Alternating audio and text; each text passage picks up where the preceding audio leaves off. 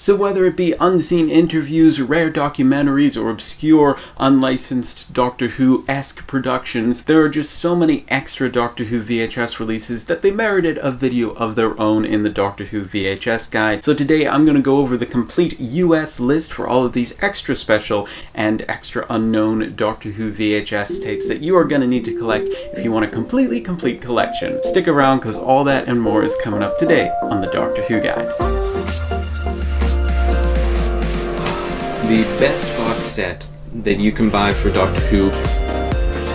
Hey guys, welcome back to the Doctor Who guide, where it's all about helping you and me grow our knowledge collection and connection with other Doctor Who fans. If you're new here and that sounds like something you want to do, then definitely consider subscribing, because we have new videos coming out every single Saturday and sometimes Wednesdays. I want to give a huge shout out to timelash.com. They're not a sponsor, but honestly I just love their website so much, and it really helped me to get this list of VHSs as completely complete as it possibly could be. So I'm very confident in timelash.com and my research that we've gotten pretty much every extra Doctor Who VHS release there is to know about. But as far as the contents on those VHS tapes, I have not had a chance to watch all of the ones that I have or even necessarily study up very well on them. So I'll be relying on any Doctor Who VHS experts in the comments to let us know about what's on some of these obscure releases and whether or not they're good or so bad that we ought to check them out. First up are the Mythmakers releases. Now this was a series of interviews hosted mainly by Nicholas Briggs that were released from 1984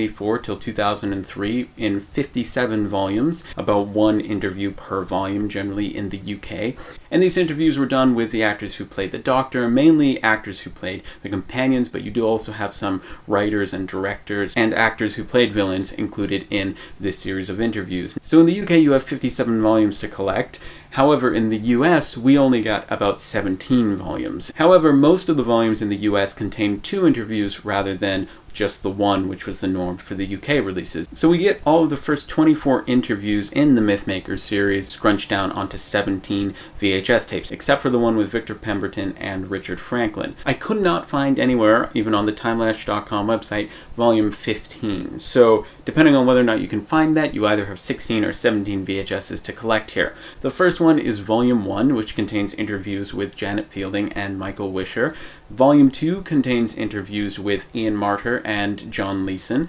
The third contains interviews with Nicholas Courtney and John Levene, and it's titled The Men from Unit. Volume 4 is a VHS that I actually have. As you can see, it's an interview with Jon Pertwee, and it's got this great red and black design. And it's kind of unique in that it's a cardboard sleeve rather than the harder clamshells, which we'll be seeing mostly today, the thick plastic cases. Next up is Volume 5, and it contains 3 interviews. It's titled The Women of the 60s. And it includes interviews with Carol Ann Ford, Deborah Watling, and Wendy Padbury. However, there was a re-release of this VHS which contained only interviews with Wendy Padbury and Deborah Watling, and that reissue is the one that I have. It still says Volume 5 on the front and Women of the 60s, but on the back you'll see it says the Troughton era. There's another release called Women of the 60s again, but it's called the Hartnell era. So they basically took the Carol Ann Ford interview from this and they moved it on to the Women of the 60s Hartnell era release, which included a Jackie Lane interview as well as Carol Ann Ford. You can see it says DHI Home Video, which is a US distributor, which is how I know that it's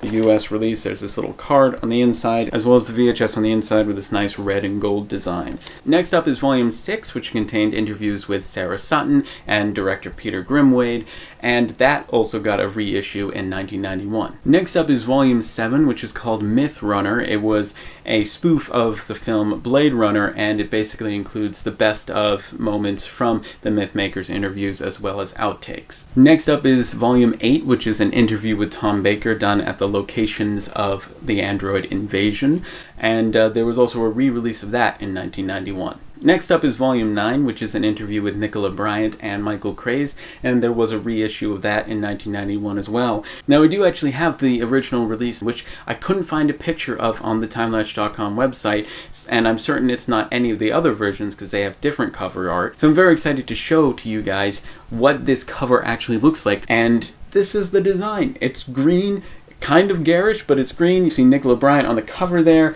Got the Mythmakers, the back, and on the inside we see the Mythmakers VHS. So that is very exciting. Next up is Volume 10, which is an interview with Colin Baker, and it was re-released in 1991, and that's the version that I have.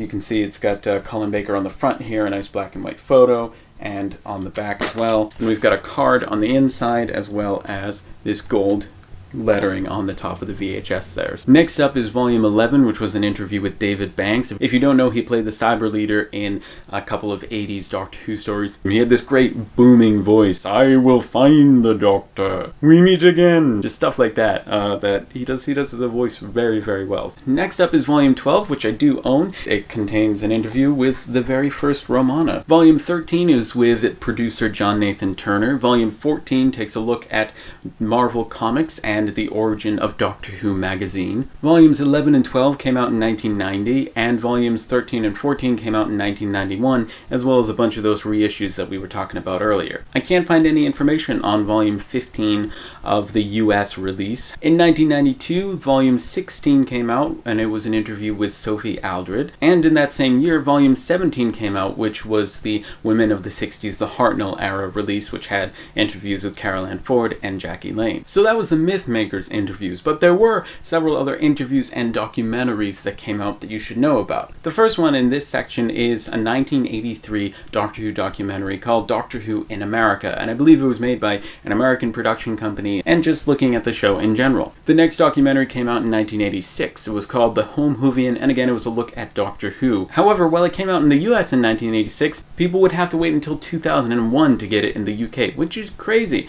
I think it's probably because it was made by an American production company and there may have been troubles getting rights or stuff like that. In 1991, there was the Just Who on Earth is Tom Baker? Even the back description on this VHS admits that it's hard to explain just exactly what this is, but know that it's an interview with Tom Baker about Doctor Who and life and death and many other things. Next up was a 1993 documentary called Return to Devil's End, and it features Jon Pertwee, Nicholas Courtney, Richard Franklin, John Levene, and director Christopher Barry return to the location of Doctor Who The Daemons and just talk about their time making the story and their time on the show in general. And I do have the UK version of this. It's made by Real Time Pictures, and the US one, these pictures on the back are in different places. So this is the UK release. Next up was a documentary in 1996 called Doctor Who 30 Years of Time Travel and Beyond. It's a documentary again about Doctor Who and the history of Doctor Who.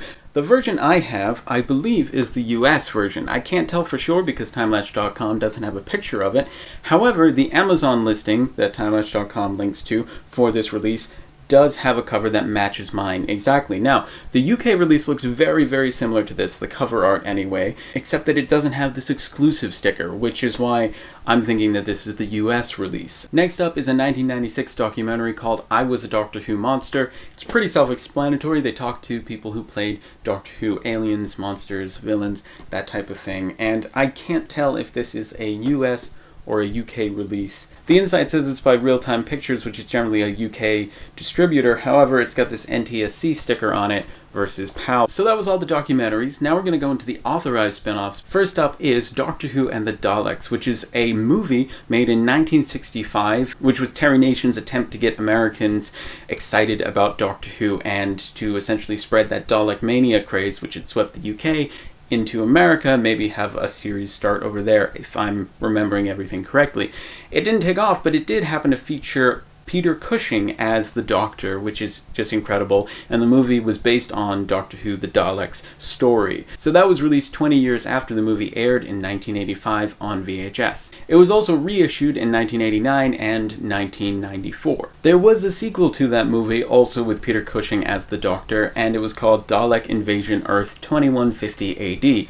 That just rolls off the tongue, but it was based off of the Dalek Invasion of Earth, and it was released on VHS in 1986. It was also re-released in 1994 with different cover art, and I happen to have that version, which is very, very cool. There's quite the look there, Peter Cushing's face with the Daleks there.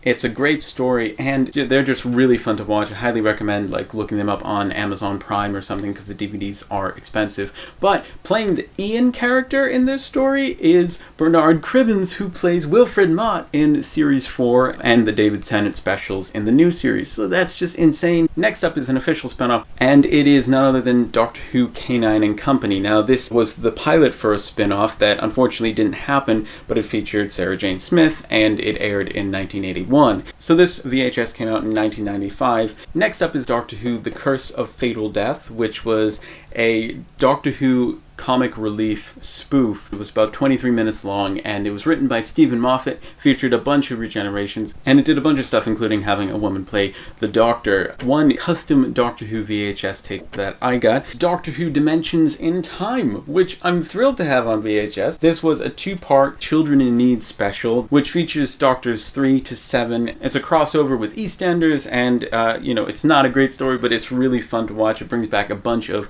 classic series actors and companions, and it's just really cool to have this on VHS. Now we come into the crazy and fascinating realm of unofficial spin-offs. These are productions that were made that either had access to one character or a couple characters from Doctor Who, or didn't have any connection with Doctor Who at all and just featured Doctor Who actors. And it's kind of crazy what they came up with. I haven't actually watched, I've watched maybe one of these, so I'm really not sure how good these are, if they're appropriate or not, but it's cool to have them in the collection anyway. So the first one we have is a 1988 spin-off called Doctor Who Wartime, and it featured the character of Sergeant Benton facing his past. You've got his father in this story, his brother. It was put out by Piliad's Home Entertainment, and it'll be interesting to give this one a watch. The next spin-off came out in 1991, and it was the first of a series of spin-offs. They were these science fiction-based dramas that featured Colin Baker in the role of the Stranger, rather than the Doctor. They're not related to the Doctor Who universe in any direct way. They just feature a bunch of Doctor Who actors. These also had Nicholas Briggs in them. The first one was called Summoned by Shadows, and it was released in 1991. In 1992, we got the second part of the Stranger series called More Than a Messiah. And in 1994, we got the Stranger double release, which contained both of those first two stories. And there was also a later reissue of that set as well, which was done in 1996. In 1995, The Stranger in Memory Alone came out on VHS, and it was the third installment in this series of The Stranger. In 1995, there was The Terror Game, which was the fourth installment in the series. And then back again in 1994, we got The Stranger: The Breach of Peace, which was the fifth story in this series. And then in 1995, the sixth and final part of the Stranger series came out on VHS in two parts. This is Eye of the Beholder Part 1. The Eye of the Beholder Part 2 also came out in 1995. Next up in 1994 came another unofficial spin-off, and it was called Probe, which is an acronym. I don't know what for, but it's an acronym. And the first installment in the series was called The Zero Imperative, and it stars Colin Baker, Sylvester McCoy, and Jon Pertwee, as well as Caroline Johns, Sophie Aldred, Louise Jameson, and Nicholas Briggs. You can see Louise Jameson and Caroline John on the back there. In 1995, The Zero Imperative was reissued. In 1996, the second part of the Probe series came out. It was called The Devil of Winterbourne, and it was a two-part series which had Peter Davison in it as well. And both of those came out in 1996. Next up in 1994 came The Air Zone Solution. Again, it's not directly related to Doctor Who in any way, so it's not really a spin-off. It featured Jon Pertwee, Peter Davison, Colin Baker, and Sylvester McCoy, plus Nicholas Briggs, so they were clearly aiming this at the Doctor Who audience and hoping they would buy. I have the 1994 Air Zone Solution UK release. I don't have the US version of this yet, but I do remember watching this probably through Netflix or something. I saw it once. It was strange. And in 2000 we had the Auton trilogy, which was really only connected to Doctor Who via the Autons trilogy box set of single VHS tapes. In the UK you had the clamshell releases that came out. And I actually have one of those, which is right here. This is Auton 3. So that's all of the US ones. I do have some other strange releases that are UK versions. There's Soul's Ark, which again, no Doctor Who relation, just has Colin Baker, Wendy Padbury, and Caroline Ford. There's K9 Unleashed, which is a documentary about K9, I believe. And then there's also Doctor Who Downtime, which is a very cool release. It's sort of like a third sequel to the Abominable Snowman Web of Fear story, and it has Nicholas Courtney, Elizabeth Sladen, Deborah Watling, and Jack Watling, so that's very cool. Brings back Professor Travers. There's Do You Have a License to Save This Planet, which features Sylvester McCoy, and the back really says it all. What do you get if you cross a Krynoid with an Auton, a Centauran, and a sombrero-wearing Cyberon? Shot, probably. That's literally what the back says, so I'm interested to see what this turns out to be. And so those are like the UK releases that I had. Bear in mind there are twice as many weird releases in the UK, so I definitely suggest checking out timelatch.com for uncovering all of those weird releases. In the next episode of this series, I'll be taking a look at some of these custom missing episode reconstructions that I got on VHS, and there are loose cannon reconstructions on VHS here, so that'll be linked in the card up above and on screen right now if you want to check out part 4. You can check out parts 1 and 2 for a guide on how to collect all of the classic series on VHS, and part 3 to check out the rarest Doctor Who VHS set there is. Thanks for watching, and I'll see you in the next video. Bye!